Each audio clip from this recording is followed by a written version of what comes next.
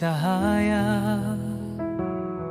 Saatnya hati bersihkan jiwa. Puasa ibadah kita jalankan dengan kejujuran dan ketulusan. Seperti Bawaslu menjaga suara, kita berpuasa menjaga lisan. Tak boleh ada dusta dan curang, agar hidup penuh keberkahan. Ramadan berkah, demokrasi indah, jujur dan adil kita jaga bersama. Tak ada dusta, tak ada celah, demi negeri yang penuh cahaya.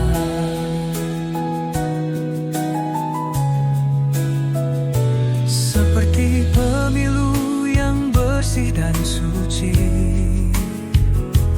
puasa mengajar ikhlas di hati. Mari bersama kuatkan iman, menjadi insan penuh ketakwaan.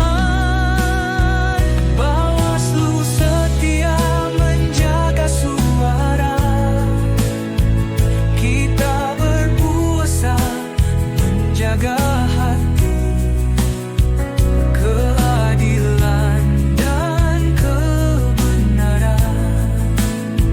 demi negeri yang aman dan damai.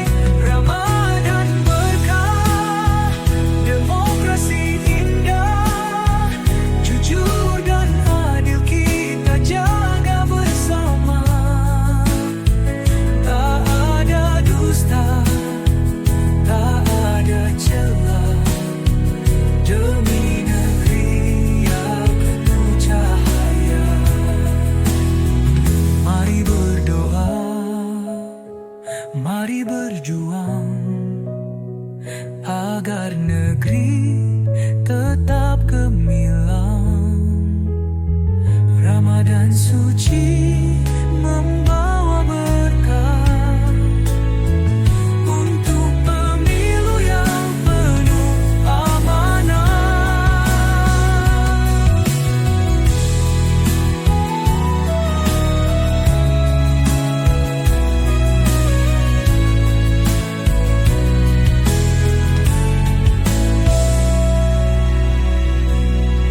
Ramadan suci membawa berkah untuk pemilu yang penuh amanah.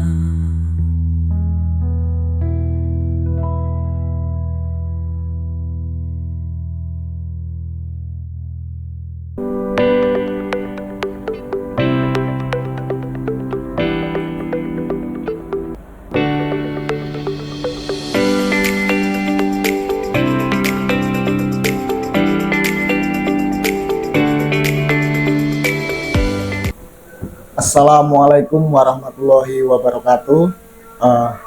Jumpa lagi di program Ngabuburit Pengawasan Jilid 11 bersama saya Gus Salim, dan kali ini kita akan berbicara mengenai integritas hukum sebagai pilar demokrasi yang sehat dalam podcast Keliling Juga Demokrasi Linggo Asri. Baik, kali ini saya bersama Bapak Teguh Setiawan selaku Koordinator Divisi Hukum dan Penyelesaian Sengketa Bawaslu Kabupaten Pekalongan. Sehat, Bapak? Alhamdulillah sehat, Mas. Ini nuansa Ramadan, puasa yang keberapa ini, Pak, berarti, Pak? Ya, puasa 22 atau 21? Ini puasa ya alhamdulillah dari awal sampai sekarang lancar, Mas ya. Lancar. Kalau hitungannya kalau di Muhammadiyah 22. Ya, saya ikut pemerintah. Ikut pemerintah. Iya. Baik, berbicara mengenai integritas itu, sebagai pengawal demokrasi memang tentu kita harus memiliki integritas, profesionalitas, prinsip-prinsip itu kita harus punya ya Pak ya. Ya, harus itu. Ya. Mungkin langsung saja sebelum lebih jauh mengenai integritas dalam pemilu, dalam penyelenggaraan pemilu, apa sih Pak integritas hukum dalam konteks demokrasi di Indonesia ini Pak? Ya, terima kasih Mas. Tadi disampaikan ya, prinsip-prinsip integritas hukum harus jujur, transparan dan lain sebagainya. Menurut saya ini integritas hukum dalam konteks demokrasi adalah konsistensi ya, konsistensi dalam menegakkan hukum. Yang tadi juga dikatakan ada prinsip-prinsip hukum yang jelasnya harus adil, jujur dan tanpa diskriminasi atau tanpa perbedaan ya. Artinya sebagai masyarakat ataupun warga negara Indonesia semuanya sama di mata hukum ya. Nah, ini dalam perspektif demokrasi ini juga semua berlaku.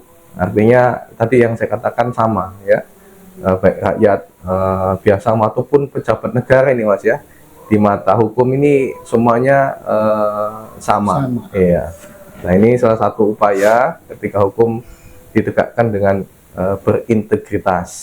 Nah, yang dimana nanti integritas hukum ini merupakan fondasi Mas, fondasi untuk menciptakan kepercayaan ya, kepercayaan publik sehingga sistem pemerintahan ini mendapatkan dukungan yang besar dari masyarakat ataupun publik yang ada di Indonesia.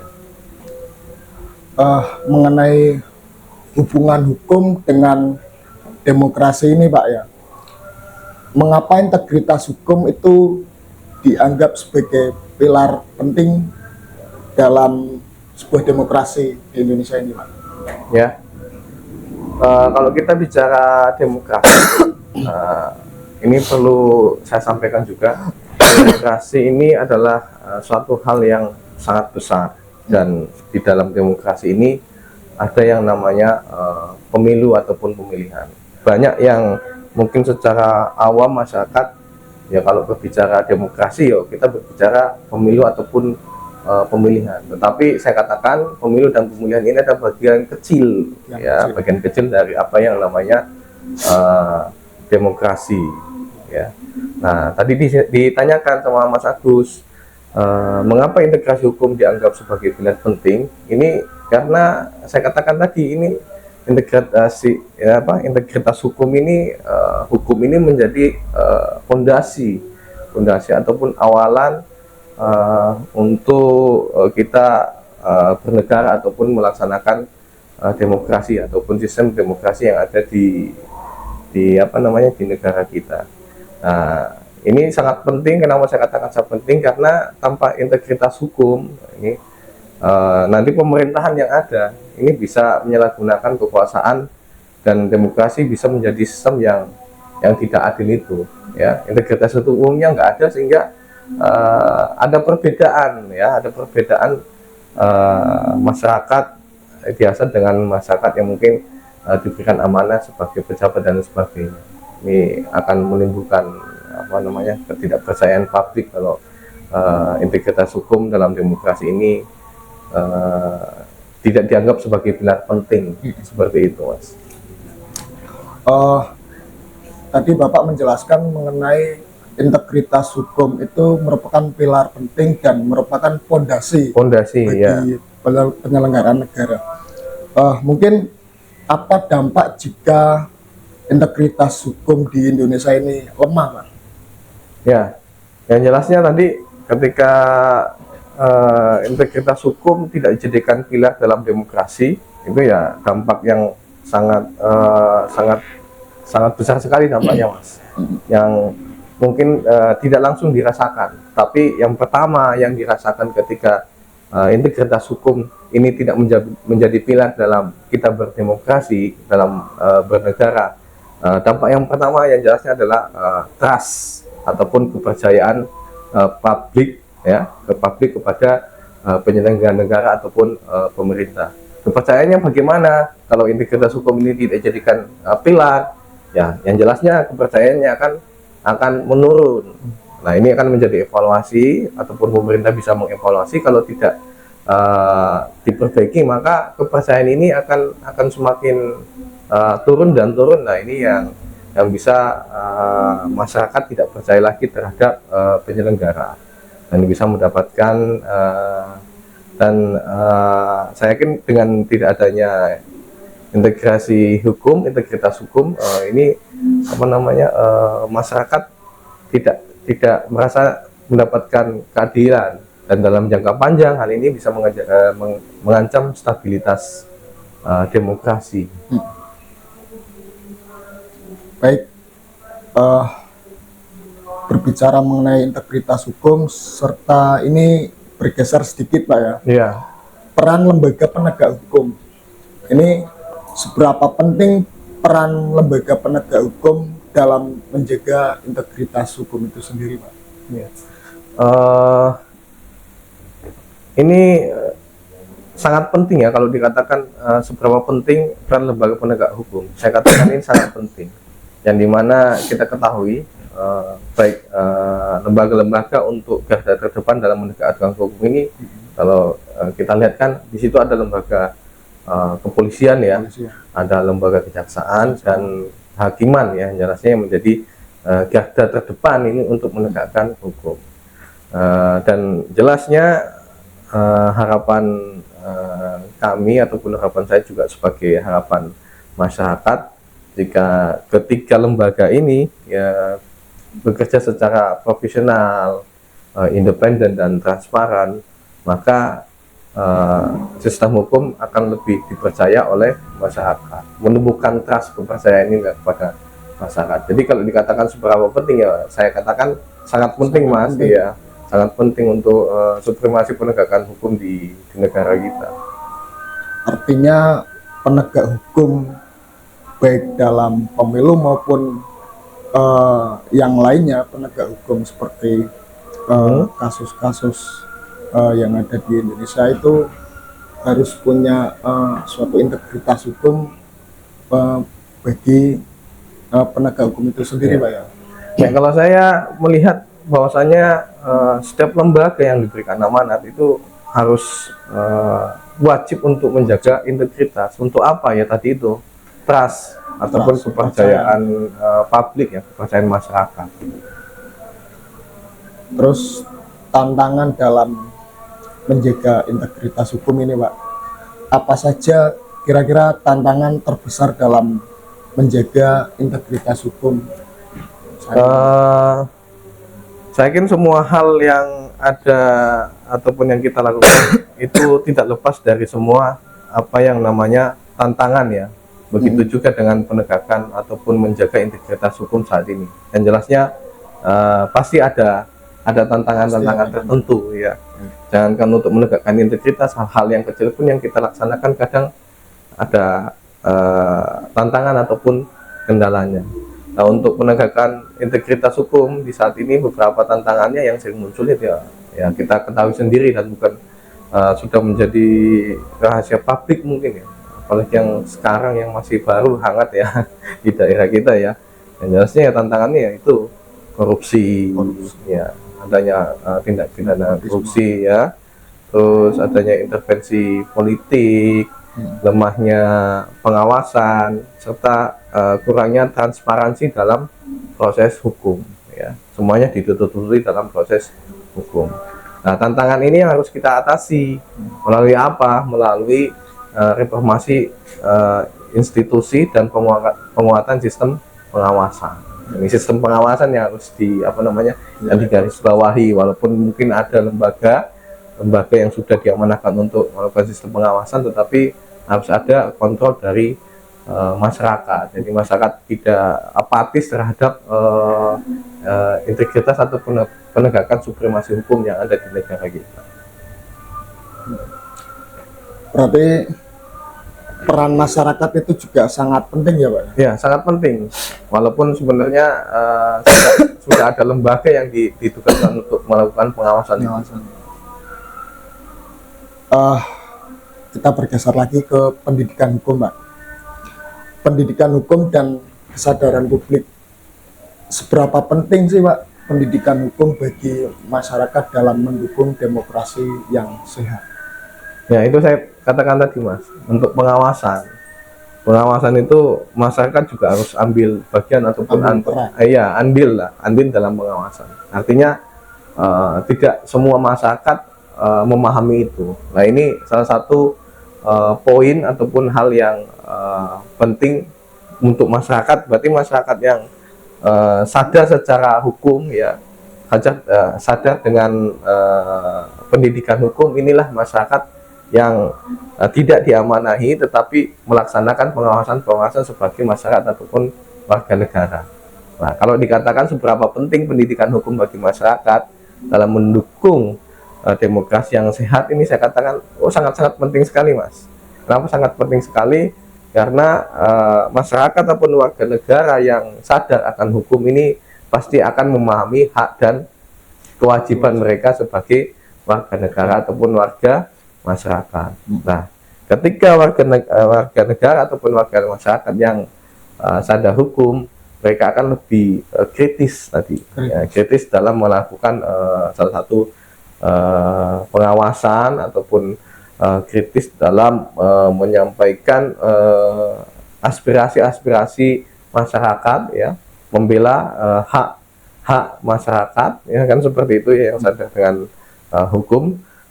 Membela ketidakadilan dan lebih aktif dalam menjaga tadi sistem demokrasi secara umum gitu. Ini jadi kalau dikatakan seberapa penting, ya sangat penting. Kalau bisa, harapan saya masyarakat ini harus sering diberikan pendidikan hukum. Jadi nanti tidak ada lagi masyarakat yang nyun sewu dikatakan buta hukum, tidak ngerti hak dan kewajiban, tidak ngerti hal yang dilakukan ketika dia sebagai warga negara ataupun acuh, ya, apatis terhadap proses penyelenggaraan negara ataupun pemerintahan, gitu Mas. Jadi tidak ada pengawasan sama sekali. Artinya masyarakat harus sadar hukum dan melek hukum Pak ya? Ya, harusnya tujuannya ya memang dikatakan pendidikan hukum, semuanya masyarakat harus melek hukum. Kalau seperti ini kan juga menjadi tugas ya, tugas kita bersama untuk bisa memberikan pendidikan hukum ini kepada masyarakat ataupun warga negara. Karena memang fungsi masyarakat itu sendiri sebisa mungkin punya fungsi check and balance gitu Ya, betul, fungsi kontrol terhadap suatu kebijakan mungkin pada pemerintah lah ya, kebijakannya ya. Kemudian solusi untuk memperkuat integritas hukum ini Pak, langkah apa yang bisa dilakukan untuk memperkuat integritas hukum di masa yang akan datang itu Pak? Ya, yang jelasnya langkah yang penting untuk memperkuat independensi ya, independensi lembaga-lembaga penegak hukum yang tadi kita katakan di dari lembaga kepolisian, kejaksaan ataupun kehakiman. Ini yang pertama yang harus dilakukan itu ya meningkatkan transparansi ya. Meningkatkan publikasi kepada kinerja kepada masyarakat ya, dan juga memperketat pengawasan terhadap pejabat publik gitu ya. Ini yang harus dilakukan oleh lembaga-lembaga penegak hukum, serta membangun ini yang sangat penting ya, yang harus dibudayakan, yaitu budaya anti korupsi di semua lapisan masyarakat. Karena ini korupsi merupakan musuh kita bersama yang dapat merusak tatanan negara ataupun merusak demokrasi yang ada di negara kita. Baik, sebagai penutup, apa pesan Bapak bagi masyarakat terkait pentingnya untuk menjaga atau memahami, kita kita sebagai integritas hukum itu sendiri, Pak? Integritas hukum adalah fondasi keadilan dan demokrasi. Jika kita ingin demokrasi yang sehat, ya, semua pihak, pemerintah, penegak hukum, dan masyarakat harus bersama-sama menjaga dan memperkuat integritas dalam sistem hukum yang ada. Baik, cukup perbincangan pada sore hari ini, Pak Teguh, mengenai integritas hukum sebagai pilar demokrasi yang sehat. Bagi sahabat Bawaslu dimanapun saudara berada, apabila sahabat Bawaslu atau masyarakat Kabupaten Pekalongan ingin melakukan permohonan informasi di Bawaslu Kabupaten Pekalongan, ini ada 3 langkah. Langkah yang pertama bisa melalui WhatsApp admin dengan nomor 0851 3634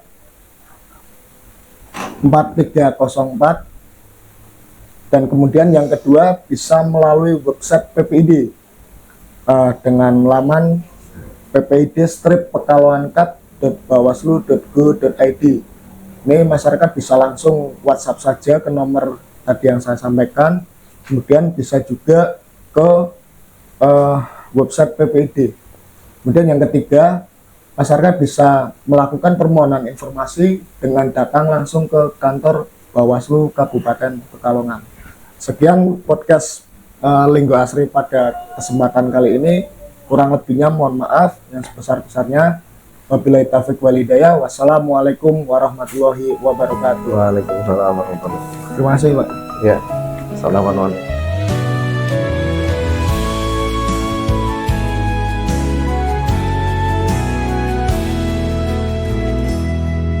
Bulan Ramadan penuh cahaya, saatnya hati bersihkan jiwa.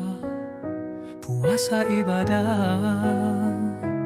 kita jalankan dengan kejujuran dan ketulusan.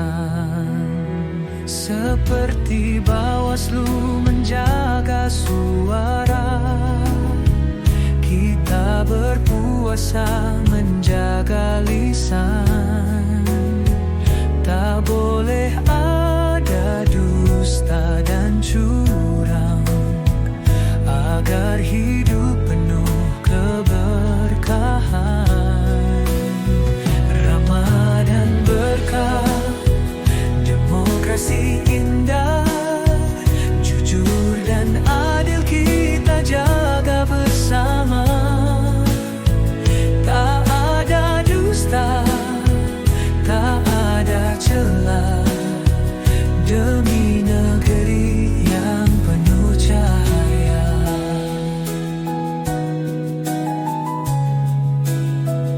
Seperti pemilu yang bersih dan suci, puasa mengajar ikhlas di hati.